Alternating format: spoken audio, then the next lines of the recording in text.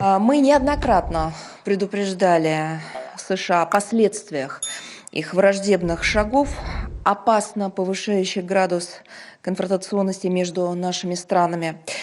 Такой курс, подчеркивали также неоднократно, не отвечает интересам народов двух ведущих ядерных держав, которые несут, я имею в виду страны, историческую ответственность за судьбы мира.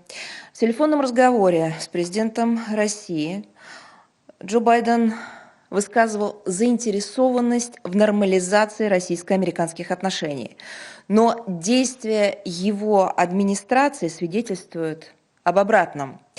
США не готовы мириться с объективной реальностью многополярного мира, исключающего американскую гегемонию, делая ставку на санкционное давление и вмешательство в наши внутренние дела. Подобное агрессивное поведение, безусловно, получит решительный отпор. Ответ на санкции будет неотвратимым.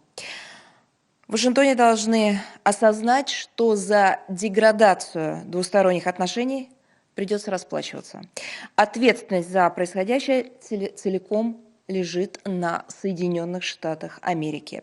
Я также хотела бы сказать, что в Министерстве иностранных дел России вызван посол США. Мы поделимся с вами дополнительной информацией по итогам этого разговора, который будет для американской стороны тяжелым.